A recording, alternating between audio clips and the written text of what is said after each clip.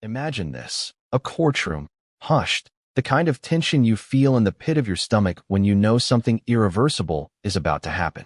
Now picture Prince Harry, heart racing, palms sweating, as the gavel strikes down with a thundering finality. The room seems to shrink around him. Eyes are on him. Every whisper, every camera flash, every sharp intake of breath is a reminder. He's in the center of a storm he created. The storm isn't just a media spectacle. It's legal, financial, and personal. It's the kind of storm that can destroy reputations, rip apart families, and leave someone scrambling to salvage what little dignity they have left.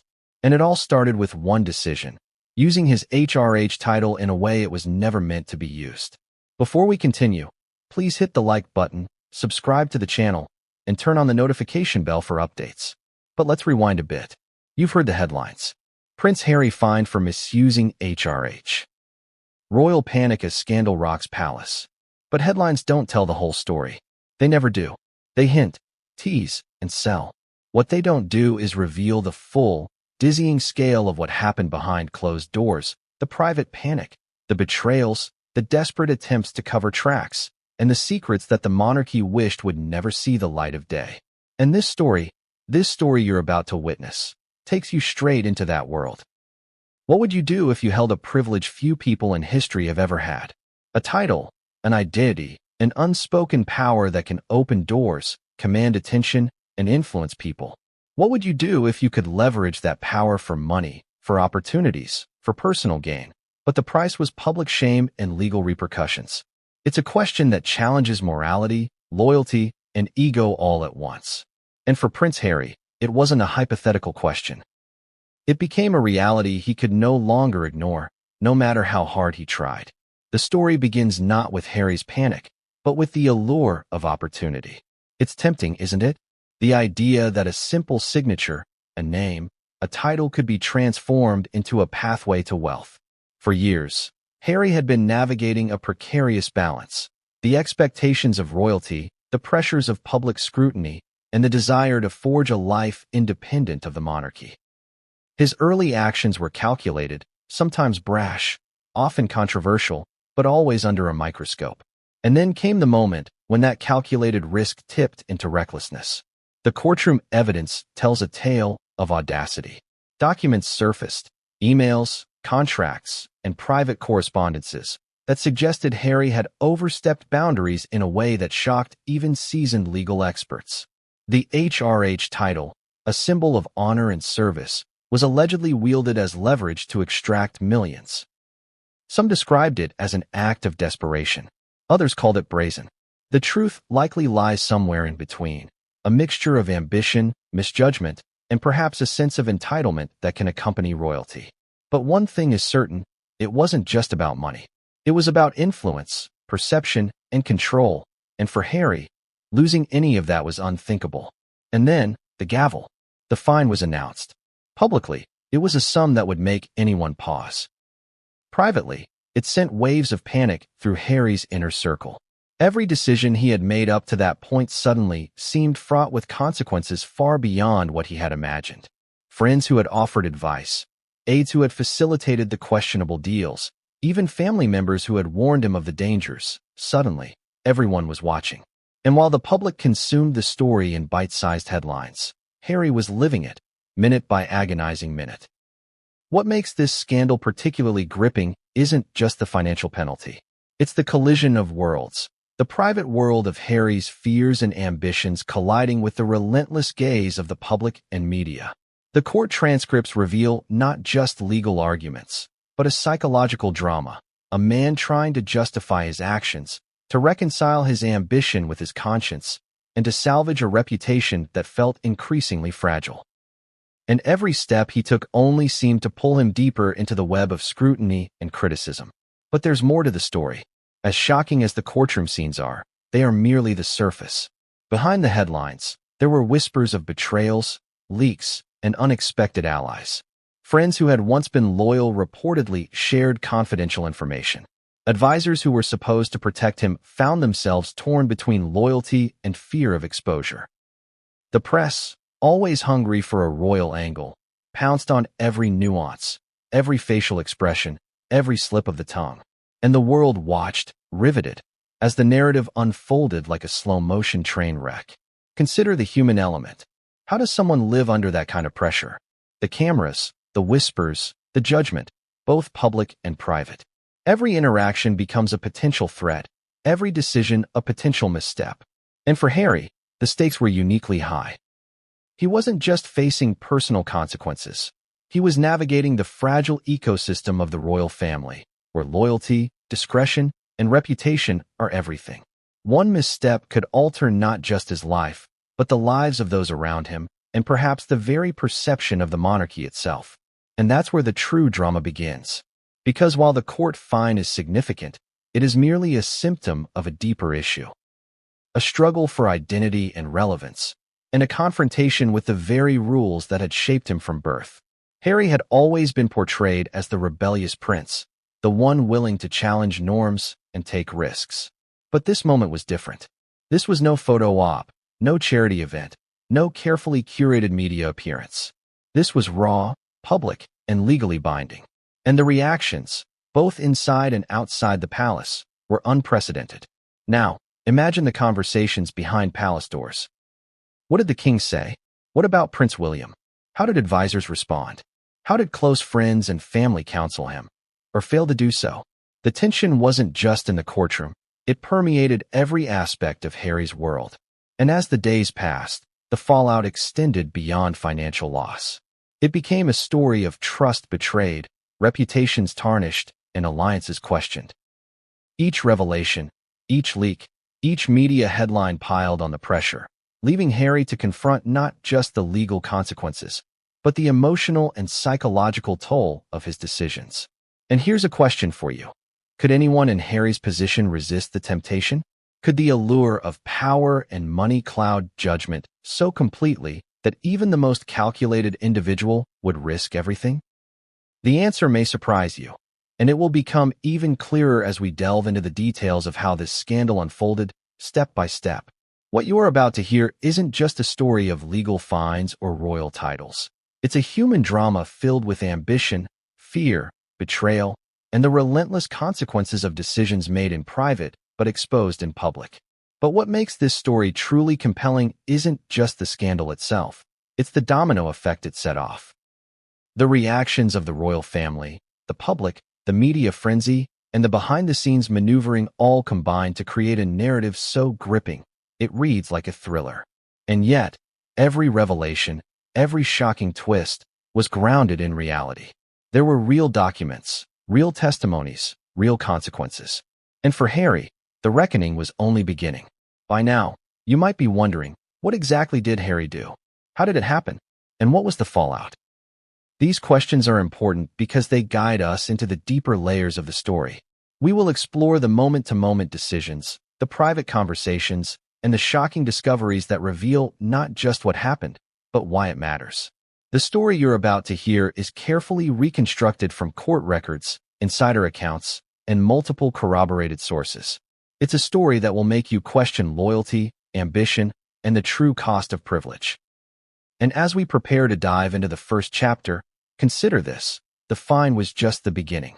It was the spark that ignited a series of events that would shake the monarchy, challenge public perception, and test every bond in Harry's personal and professional life.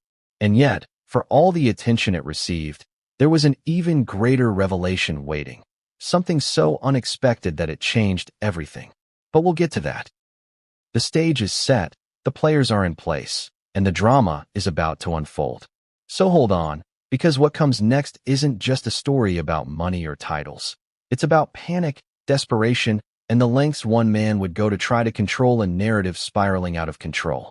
And the question that will linger in your mind: could anyone have survived this without falling apart?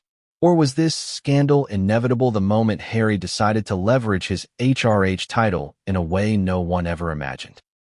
Imagine holding a power so unique that it has been reserved for generations of royalty. A symbol, a title, a set of privileges that can open doors, create instant trust, and sway decisions in your favor. Now imagine misusing that power in ways that were never intended, ways that blur the line between legality and audacity. That was the world Prince Harry stepped into when he decided to wield his HRH title not as a symbol of duty, but as leverage. The HRH title, His Royal Highness, isn't just a name. It carries centuries of protocol, tradition, and expectation. It's meant to represent service, dignity, and loyalty to the crown. It's a signal that someone is operating not as an individual, but as a representative of the monarchy itself. For Harry, it was both a privilege and a responsibility, one that had been bestowed at birth, and one that came with rules so strict they are almost invisible until someone breaks them. But breaking the rules wasn't Harry's first thought. At first, the allure was subtle. Imagine being offered opportunities, access, and influence simply because of a title. Invitations to exclusive events, connections to high-profile figures, potential ventures that could be lucrative beyond imagination. To the average person, such opportunities are almost unimaginable. But to Harry, they were everywhere, waiting to be seized. Here's the kicker. The very HRH title that symbolized restraint also symbolized opportunity. Harry wasn't the first royal to struggle with this duality. History is littered with tales of royals who tested boundaries, who flirted with scandal, and who had to navigate the precarious tightrope between public service and private ambition. But Harry's approach was different. He saw a gray area, a loophole, a chance to transform privilege into personal gain. And what makes it all the more shocking is how calculated it appears in hindsight. Documents obtained by investigators show that Harry had carefully identified where the HRH title could carry weight: contracts, proposals, letters of influence. Each move was deliberate, a small step that seemed harmless at first but was part of a larger strategy. To the casual observer, these moves might have looked like networking or legitimate promotion. To legal experts, they were a dangerous game. Let's pause and think about this. Have you ever been in a position where you could leverage your identity, your connections, or your reputation for personal gain? And if so, how far would you go before realizing you were stepping into dangerous territory?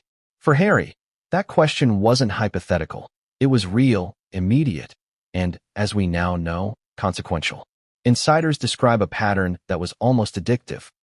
Every opportunity Harry took, every letter he signed, every subtle reference to his HRH status reinforced a sense of power. The more doors it opened, the more he relied on it. The more he relied on it, the easier it became to justify bending the rules. It's a psychological trap, one that even seasoned public figures struggle to navigate. The illusion that your privilege is not just a tool, but a shield, a kind of armor that can protect you from consequences. But no shield is invincible. The first cracks appeared when advisors began expressing concern. They noticed a shift. The lines between official duties and personal ambitions were blurring. Meetings that were meant to serve charitable causes were being repurposed for private ventures. Letters that were intended to endorse public initiatives were being subtly redirected to open financial doors. These weren't mistakes, they were choices. And choices, once documented, can become evidence. The irony here is profound. A title meant to represent selfless service was being used to pursue personal gain. A privilege designed to symbolize duty was being leveraged for profit. And the consequences? They were invisible at first, creeping slowly, until they became undeniable. The first sign was subtle: whispers, rumors, and rumors that snowballed into investigation. What began as minor discrepancies in protocol escalated, eventually catching the attention of authorities who knew exactly what to look for. And here's a detail that might surprise you. Harry's actions didn't occur in isolation. They were part of a network of interactions, communications with advisors, lawyers, business contacts, and even well-meaning friends who may not have realized the implications of their involvement. Every email, every signed document, every reference to the HRH title became a thread in a web that would ultimately ensnare him. It's a stark reminder that privilege, when mishandled, can be dangerous not just for the individual, but for everyone around them. As the weeks and months passed, investigators began connecting the dots. Small hints, a letter here, a subtle suggestion there, painted a picture of deliberate, systematic exploitation. And yet, publicly, Harry appeared calm, composed, even confident. He attended events, gave interviews, and maintained the image of the royal rebel with charm and wit. Few could reconcile the persona on display with the audacious maneuvers happening behind the scenes. But the pattern was there, and experts who later analyzed the documents concluded that Harry had crossed lines that no royal in recent memory had dared approach. Not in public, and certainly not without scrutiny. The HRH title, in the wrong hands, had become a powerful instrument, one that could be misused with consequences both legal and reputational. You might be wondering, what was the tipping point? When did this calculated use of the HRH title turn into something that would eventually lead to a courtroom showdown and a fine that shocked the nation? The answer is both simple and complex. It was a combination of overconfidence, misjudgment, and the natural human tendency to underestimate consequences. Each success reinforced the behavior, and each unchecked move increased the risk.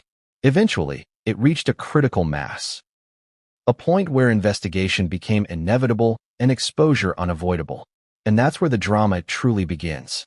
Because while the HRH title provided access, it also left a paper trail. Every document, every signed letter, every reference could be traced. And once those traces were identified, the legal machinery began its work. Suddenly, the question was no longer hypothetical. Could Harry justify his actions under scrutiny? Could he defend the use of a royal title for private gain? And most importantly, what would happen when the court weighed evidence against him? The answers to these questions would shake not only Harry, but the monarchy itself. It's one thing to navigate public opinion. It's another to face a judge with the power to impose consequences that are immediate, tangible, and irreversible.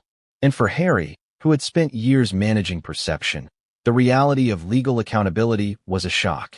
The very tools he had relied upon, charm, status, connections, were powerless in the face of a structured legal process.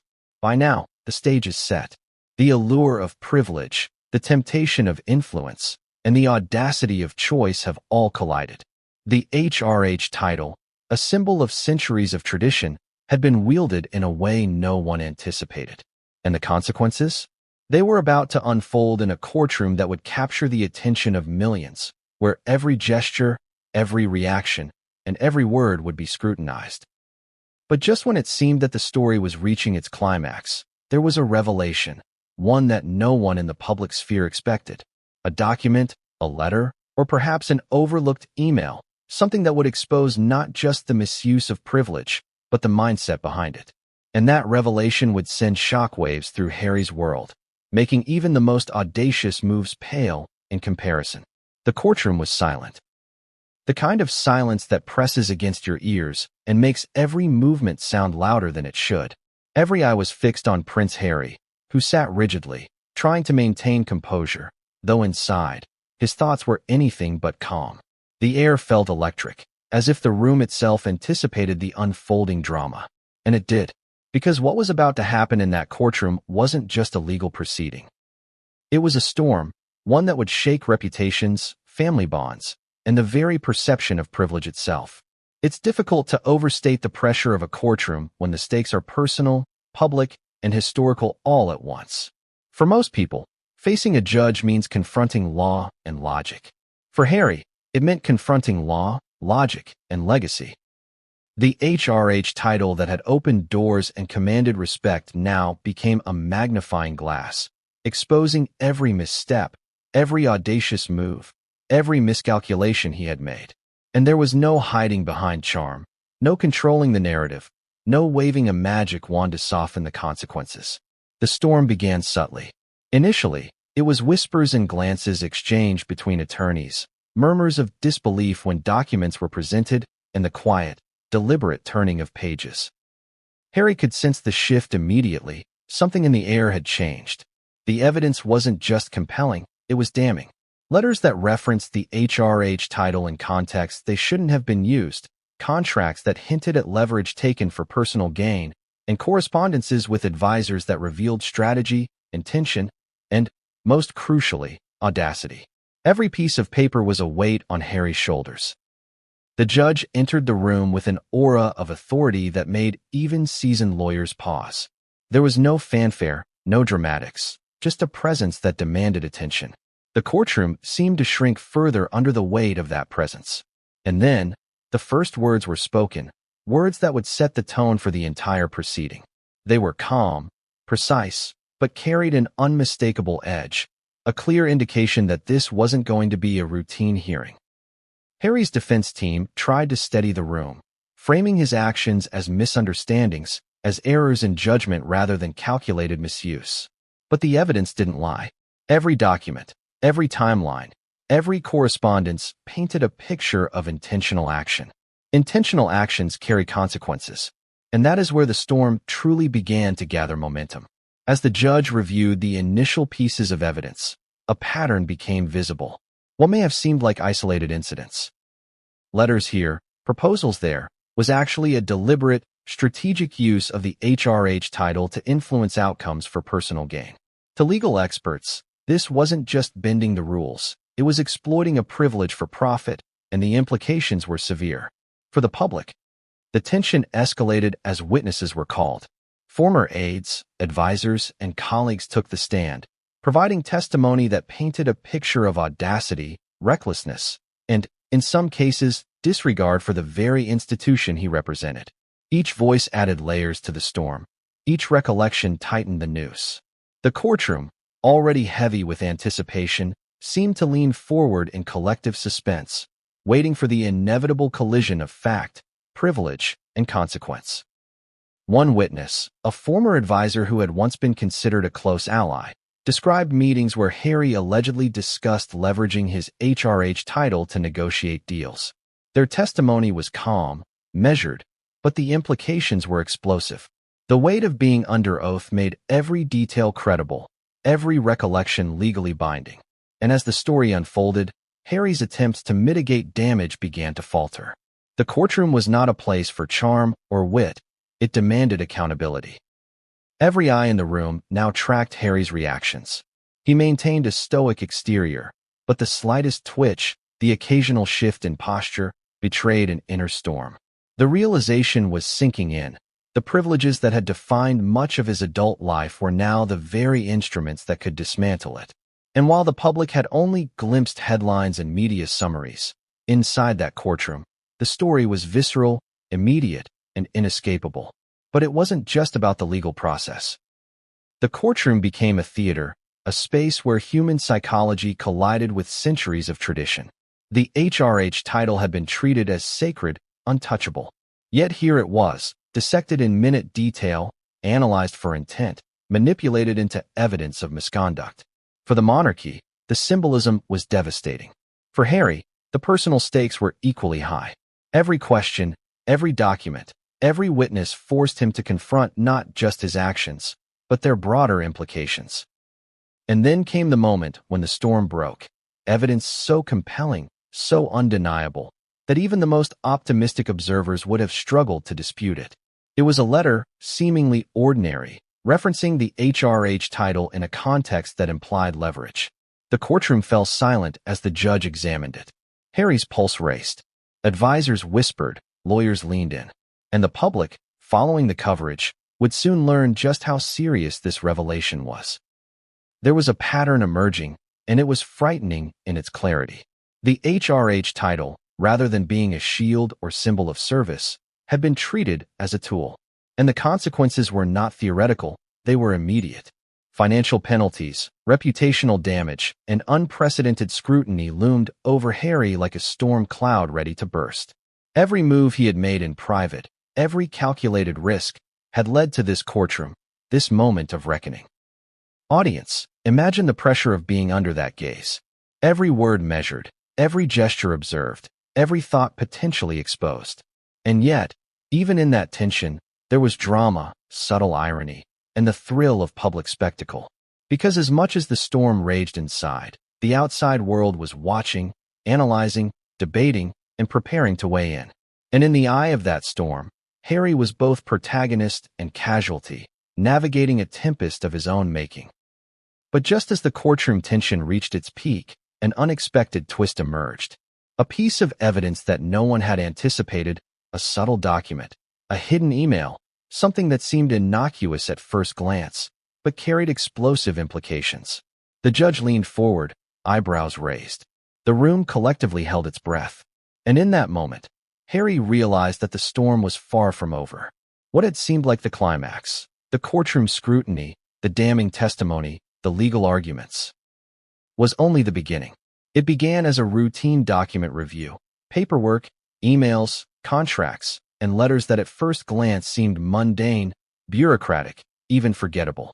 But as investigators dug deeper, a pattern emerged, one that shocked even seasoned legal experts. Prince Harry had allegedly leveraged his HRH title in ways that were deliberate, audacious, and, some would argue, unethical. The evidence didn't just hint at wrongdoing, it shouted it.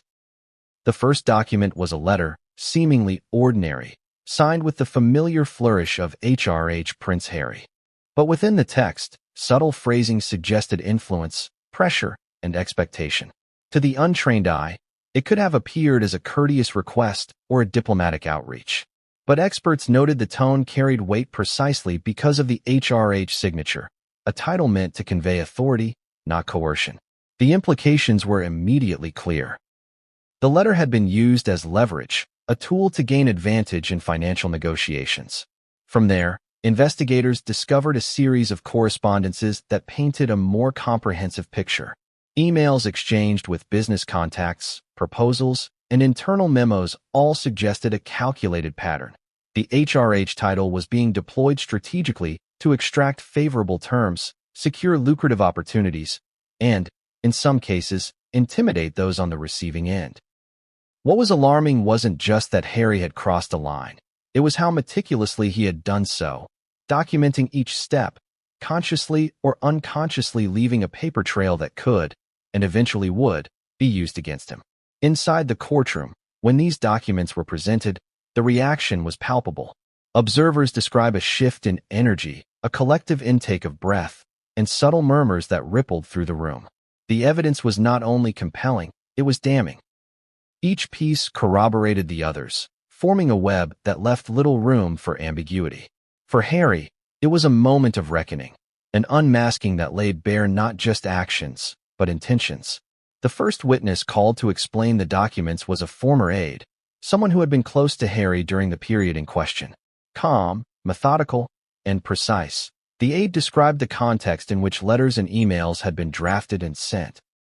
According to testimony, there were discussions where the HRH title was consciously mentioned, not as a courtesy or formality, but as a means of enhancing perceived influence.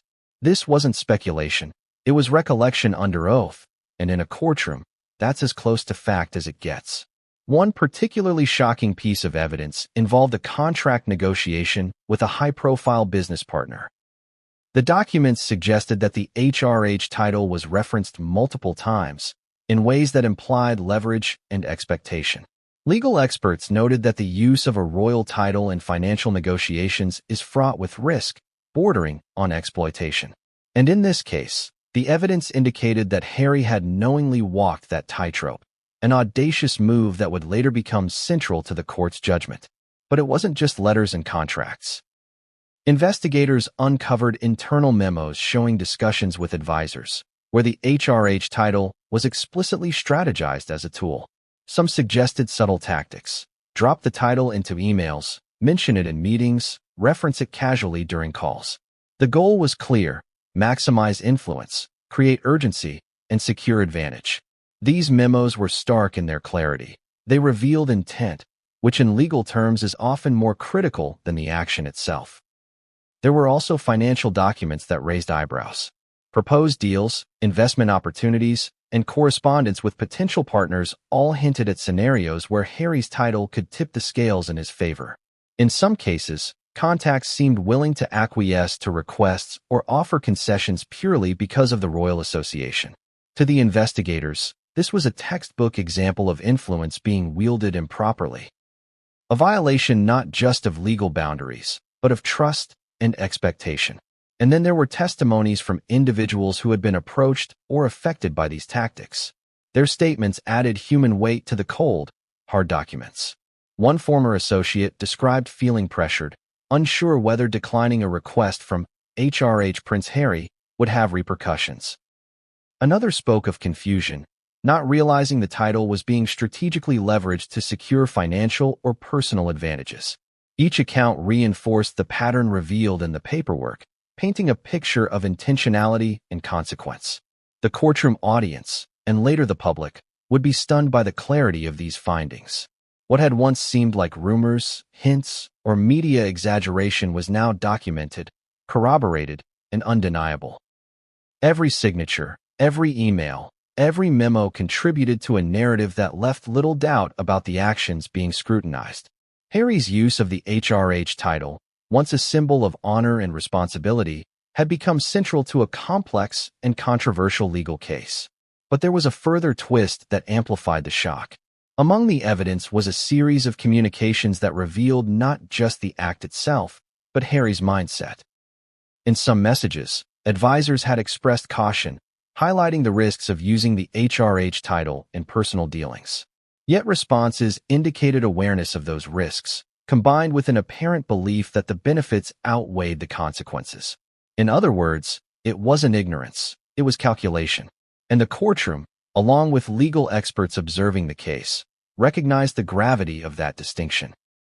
At this point, the storm that began with the first whispers had escalated into full turbulence. The documents, the testimonies, the evidence of strategy, it all pointed to the same conclusion. Harry had crossed boundaries that few had dared to test, and in doing so, he had created a situation that left him vulnerable not just to financial penalties, but to public humiliation and historical scrutiny. And yet, even with the evidence laid bare, there was one more element that would intensify the drama: the public perception. While the courtroom provided a controlled environment to dissect the actions and intentions, the world outside had already begun to speculate, interpret, and judge. Media coverage, social media commentary, and the relentless attention of the public created a parallel storm, one that compounded the pressure on Harry. Every revelation in the courtroom reverberated online, amplifying scrutiny and magnifying the stakes. So, the pieces were all in place.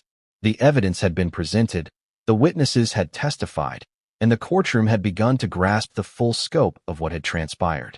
Yet, even with all this, there was an even bigger revelation waiting, something that would not just confirm what had already been discovered, but would shock the world in ways no one could have predicted. The gavel came down with a sharp, echoing crack, louder than any heartbeat in the room. For Prince Harry, that single sound marked more than the conclusion of a courtroom session. It was the moment the consequences of his actions became undeniable. The fine, the penalty, the judgment that would ripple through his personal life, his public image, and the very fabric of the monarchy he once represented. It was a number so large, so shocking, that even seasoned legal observers admitted it was unprecedented. And yet, for Harry, it was more than money. It was panic, humiliation, and an unshakable awareness that he had crossed a line with consequences that could not be reversed. Let's pause for a moment and consider what it feels like to be in that position. You've relied on privilege, charm, and status for years. You've navigated media scrutiny, public opinion, and family expectations with a mixture of strategy and audacity. You've leveraged a title that has existed for centuries for your advantage. And now, all that experience, all that influence, is rendered irrelevant by one simple fact: the law has spoken. The gavel is final, the judgment is binding, and there is no undoing what has been done. The courtroom was tense as the judge announced the fine.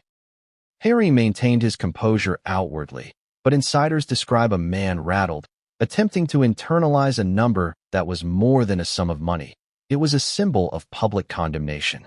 The fine represented accountability, yes, but it also represented exposure. The public would see it as punishment, the press would frame it as humiliation, and the royal family would interpret it as betrayal of trust. And for someone like Harry, whose life has always been entwined with image and perception, the impact was profound. It wasn't just the financial magnitude that shocked everyone. It was the symbolism. The HRH title, once a source of influence, had been weaponized for personal gain, and the court's fine made it clear that no privilege, even royal privilege, was immune from scrutiny. Legal analysts later described the fine as both a deterrent and a message. Privilege carries responsibility, and misuse carries consequences that are swift, tangible, and irreversible. For Harry, That message was now personal, public, and impossible to ignore. But let's delve into what made this fine particularly devastating. Beyond the monetary aspect, it represented a failure of judgment, a miscalculation that now lay bare for the world to see. Every move he had made, every letter signed, every email sent, all of it had led to this moment.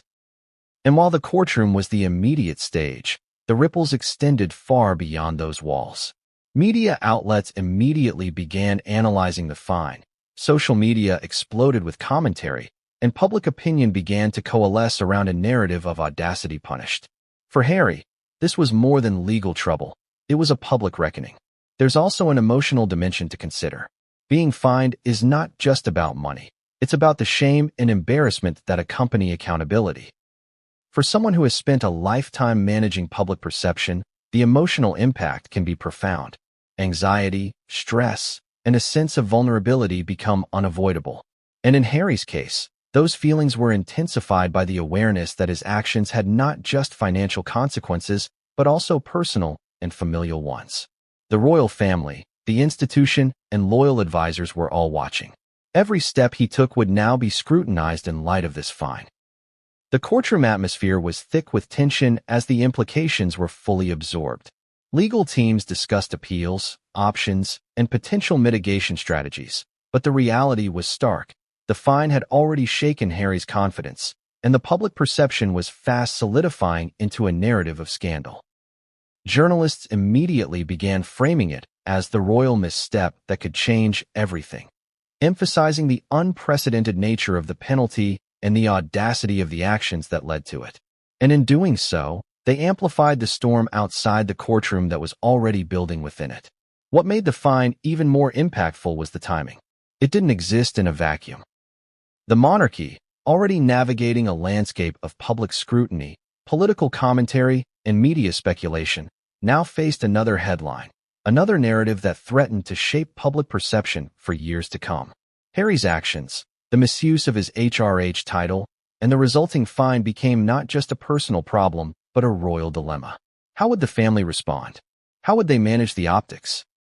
And perhaps most importantly, how would Harry navigate the fallout without further damaging relationships or reputation? Inside the courtroom, reactions were mixed. Some advisors, while sympathetic, expressed concern that the fine would only embolden critics. Others feared that the public might interpret it as a justification for further scrutiny, a green light to dig deeper into previous actions, both public and private. And then there were whispers of tension behind the scenes. Family members who felt betrayed, confidants who worried about trust, and aides who questioned whether the storm could be contained. For Harry, this was more than legal strategy. It was a test of resilience, judgment, and the ability to navigate unprecedented pressure. And yet, even amid the panic and humiliation, Harry attempted to maintain control. According to insider accounts, he considered public statements, media strategies, and private negotiations to mitigate the damage. But each option carried risk. A statement could be twisted, a media appearance could backfire, and private negotiations could leak. The courtroom fine had not just imposed financial responsibility. It had placed him under an unrelenting microscope, where every decision carried amplified consequences. The financial aspect of the fine itself was also strategic. It wasn't merely punitive, it was symbolic. It represented both a legal penalty and a public reckoning, a way to ensure that the actions were taken seriously, that accountability was undeniable, and that precedent was set. Legal experts later described it as a calculated decision, designed to send a message. Misuse of privilege, especially at the level of royalty, would not be tolerated. For Harry, the message was immediate, personal, and impossible to ignore. And here's a fact that adds another layer to the story. The fine didn't just impact Harry's finances. It also affected his public image and ability to operate in certain social and professional spheres. Partners, collaborators, and advisors now had to reassess their relationship with him. Opportunities that might have once been accessible through status or influence were suddenly shadowed by controversy. In one sense, the fine was more than money. It was a recalibration of power, perception, and potential. Yet the climax of the courtroom storm wasn't just the announcement of the fine itself. The true shock came with the reasoning behind it. The judge didn't merely impose a penalty. They dissected the evidence, methodically linking Harry's actions to misuse of privilege, intention, and the impact on both the public and the institution. Each point reinforced the magnitude of the misstep. Each word underscored the severity of the consequences. And for Harry, the realization was inescapable. The storm was far from over. So here's the cliffhanger. The fine had been levied. The courtroom tension had peaked, but the real challenge was only beginning. Harry now faced not just public scrutiny and media frenzy, but the deeper consequences of betrayal, internal tension, and a family watching closely as every misstep was amplified. And as he left the courtroom, the lingering question loomed. How would he navigate the storm that was just beginning? Every storm has its undercurrents, the hidden currents that can either stabilize or sink a ship. For Prince Harry, the courtroom fine was only the surface turbulence. Beneath it flowed a complex web of allies, enemies, and whispers that threatened to turn the situation from a legal challenge into a full-blown crisis of trust, loyalty, and influence. The public saw the drama, the gavel, and the headlines, but what happened behind closed doors was a maelstrom far more dangerous. At first glance, Harry appeared surrounded by support. His advisors, loyal friends, and select members of the palace seemed ready to defend him, to help navigate the legal and public relations fallout. They offered counsel on statements, guidance on media strategy, and moral support as the courtroom proceedings unfolded. But inside the palace, and even among his closest aides, doubt was creeping in. When the HRH title became central to legal scrutiny, even those who had once been steadfast began questioning. Had loyalty blinded them to risk? Leaked communications, which would later become central to media coverage, revealed just how fractured the circle of trust had become. Some allies expressed concern that Harry's use of the HRH title was reckless, potentially endangering not only his reputation but the monarchy itself. Others, more opportunistic, began calculating how they could protect themselves if the situation worsened. Trust, once implicit, now had to be earned, or reassessed with every new revelation.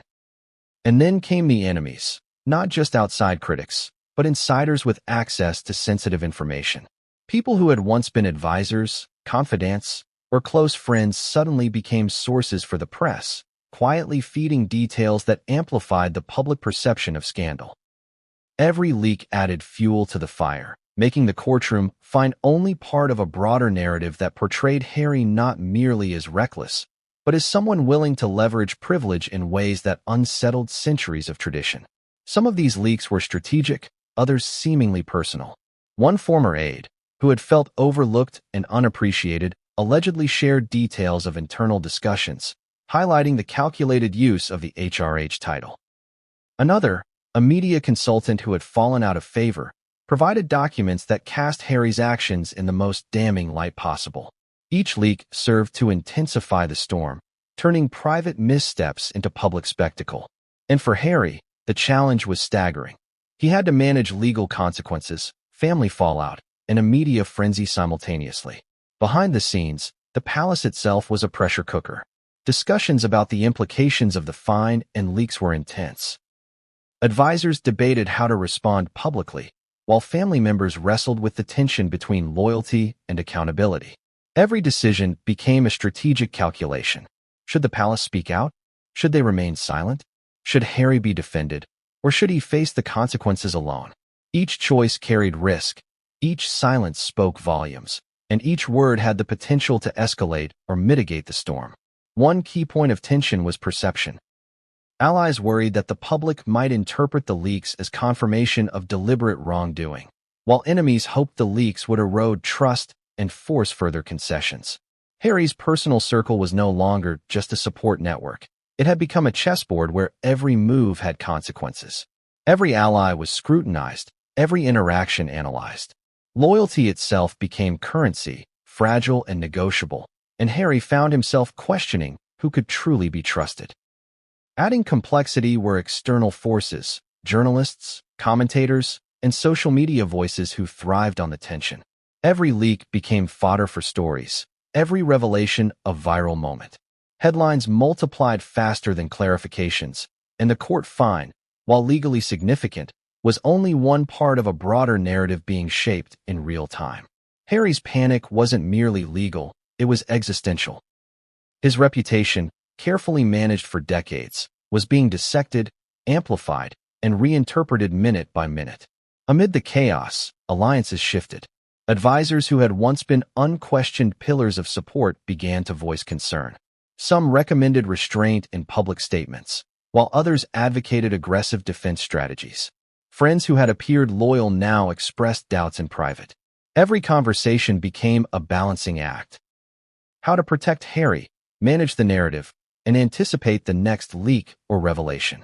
The dynamics were psychological as much as legal.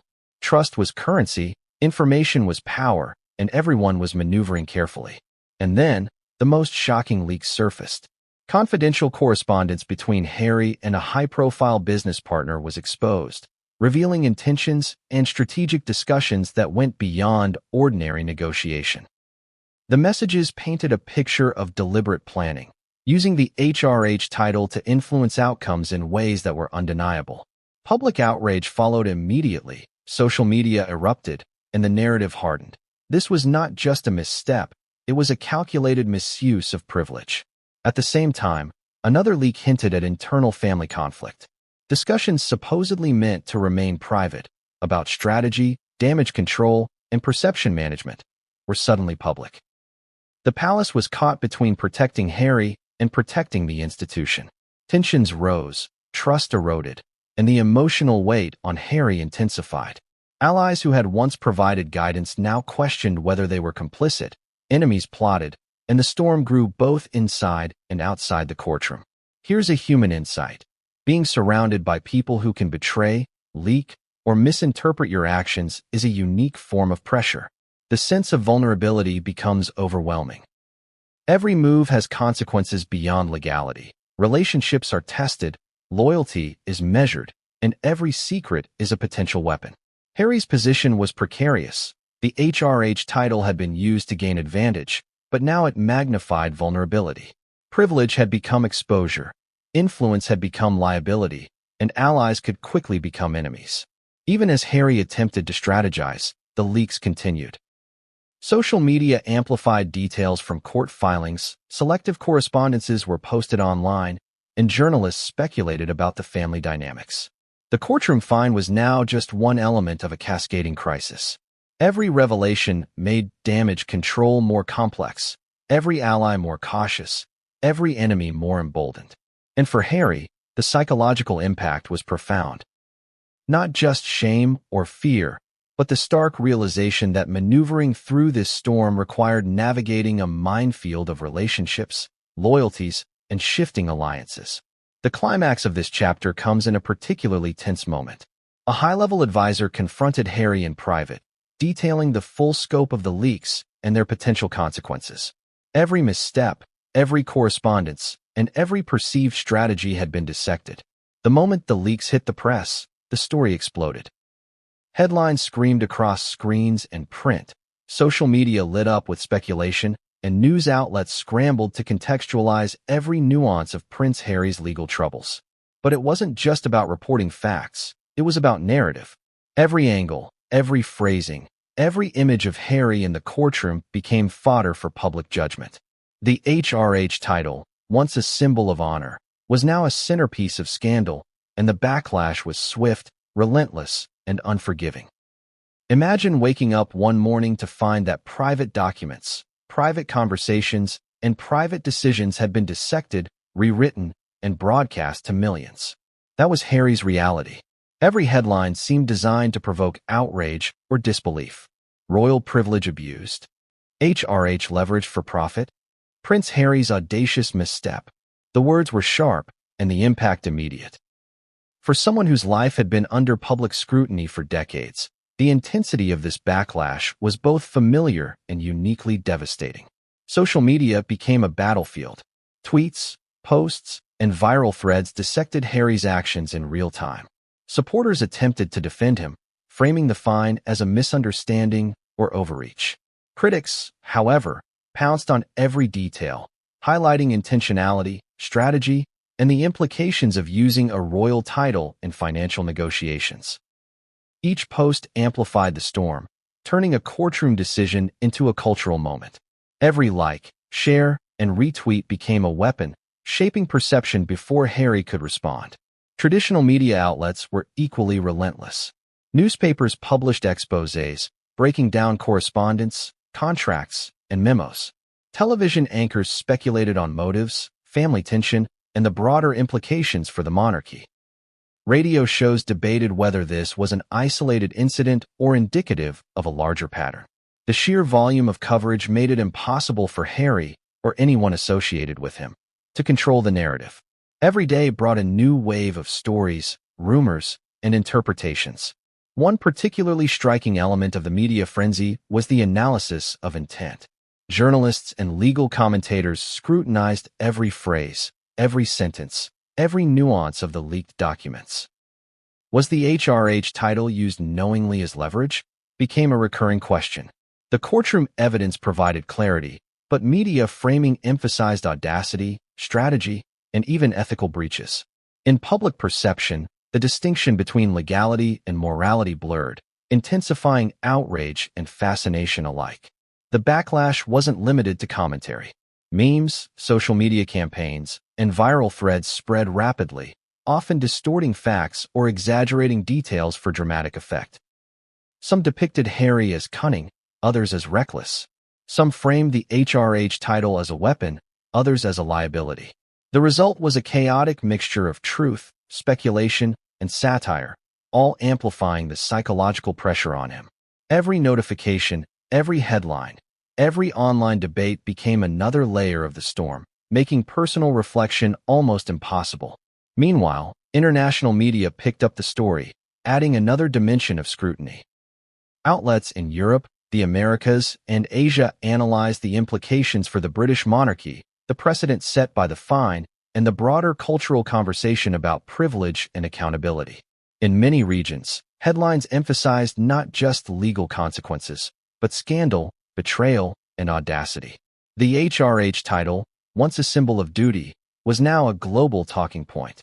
Adding fuel to the fire were op-eds and editorials questioning Harry's judgment and ethics. Commentators dissected behavior patterns, comparing him to other royals, other public figures, and historical examples of privilege misused. Some framed the fine as inevitable, others as a symbol of justice. Regardless of perspective, the narrative painted a consistent picture. The public was fascinated, judgmental, and eager for more details. And the more details leaked, the more intense the backlash became. Harry's supporters faced a difficult challenge. How do you defend someone when the evidence appears overwhelming? The media narrative is relentless, and public outrage is mounting. Some attempted to contextualize his actions, pointing to pressure, misjudgment, and intention. Others focused on separating legal interpretation from moral judgment. But with every explanation came counter-narratives, contradictory leaks, and new documents emerging to complicate the story. The battle for public perception became as intense as the courtroom battle itself. Insider accounts reveal that the media frenzy had tangible consequences for Harry's mental state. Anxiety, stress, and a sense of being under siege became constant companions. The relentless coverage made every action, every statement, and every public appearance fraught with potential misinterpretation. Advisors urged caution, urging him to avoid social media, delay statements, and focus on legal strategy. Yet, even careful restraint offered no immunity. In a world where leaks and speculation move faster than reality, silence can be interpreted as guilt, evasiveness, or even arrogance. And then there were the family dynamics. The public scrutiny didn't occur in isolation. It magnified tension within the royal household. Family members, staff, and advisors were aware of the leaks, the fine, and the media coverage. Every decision had to consider both personal loyalty and institutional reputation. How could the palace respond without appearing defensive? How could they manage perception without amplifying scandal? And for Harry, navigating these dynamics while facing global attention was nothing short of overwhelming. Yet, even amid the backlash, there were subtle signs of support. Certain media outlets and commentators sought to contextualize Harry's actions, framing them as human error rather than deliberate exploitation. Public opinion was divided. with pockets of loyalty defending him against what they saw as unfair targeting. These voices, however, were often drowned out by the louder, more sensational narratives dominating headlines and social feeds. The storm, it seemed, had no clear end in sight. And just when the tension seemed almost unbearable, another twist emerged. A major outlet released a series of additional leaks, this time focusing on communications that appeared even more audacious than previously known. The documents suggested strategic planning, intentional use of the HRH title, and interactions that highlighted both awareness and confidence in the power of privilege. Suddenly, the narrative of panic and misjudgment collided with evidence of deliberate action, intensifying public scrutiny and magnifying backlash. As the media frenzy roared and public outrage reached a fever pitch, legal experts began dissecting the case with precision, fervor, and an intensity that matched the courtroom drama itself. The central question dominated discussions. Could Prince Harry's use of the HRH title constitute exploitation or extortion, or was it merely an overreach of privilege in a gray area of law? The debate was complex, layered, and, in many ways, unprecedented.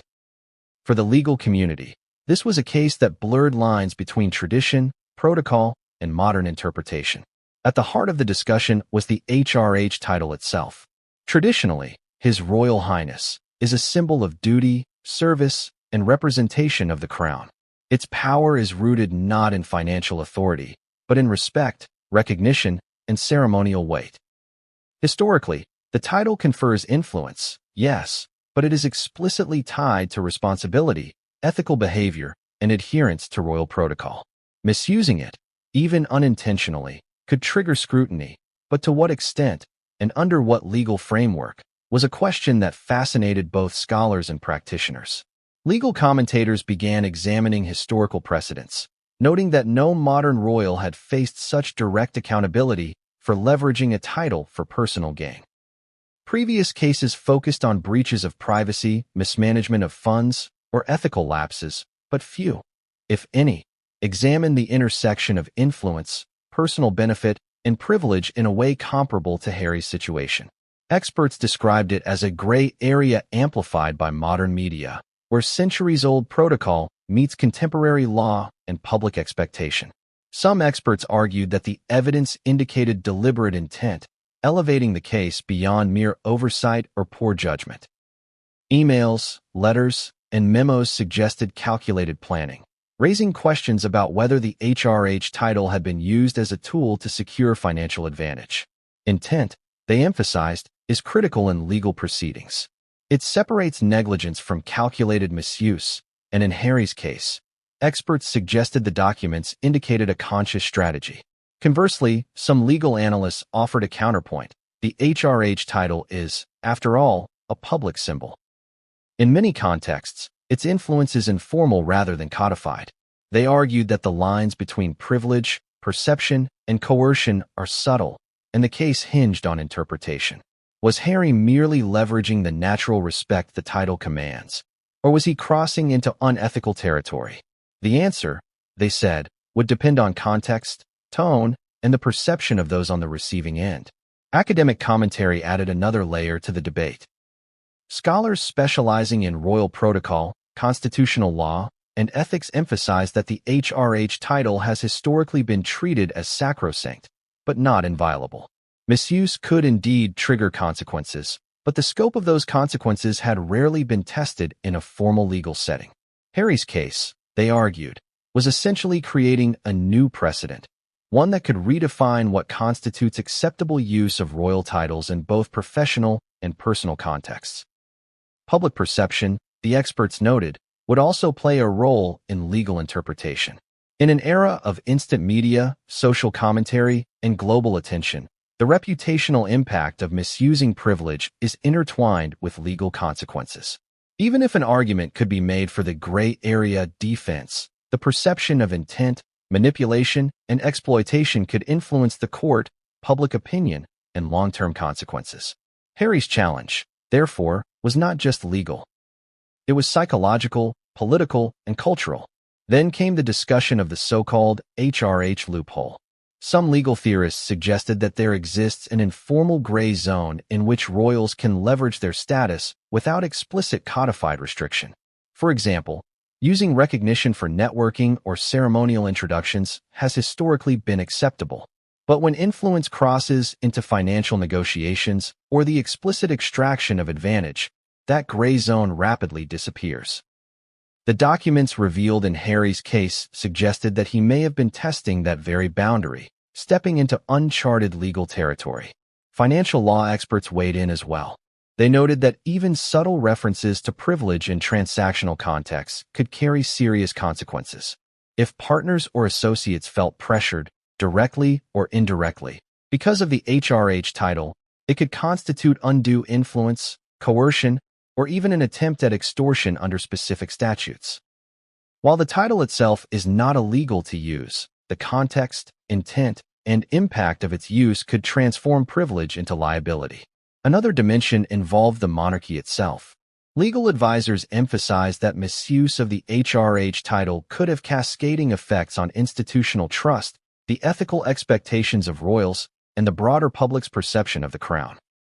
Even if Harry personally faced only fines or reprimands, the precedent set by legal scrutiny could impact how all royal privileges are interpreted, managed, and regulated in the future. The case was no longer just about one individual. It was about the rules of the institution itself. International commentary added another layer of scrutiny. Legal experts from other constitutional monarchies examined the potential implications, drawing comparisons with historical misuse of titles and privileges abroad. In many cases, they concluded Harry's scenario was unprecedented. Modern media exposure, combined with documented correspondence, created a scenario where accountability was both inevitable and globally visible. The combination of privilege, influence, and legal risk was magnified by public attention in ways previously unimaginable. As the debate raged on, Harry faced a harsh reality. Every strategy he had employed, every reliance on privilege, and every attempt to navigate behind-the-scenes maneuvers could now be scrutinized under both legal and public lenses. Allies could defend him, enemies could exploit him, and experts would continue analyzing the gray areas with precision. Every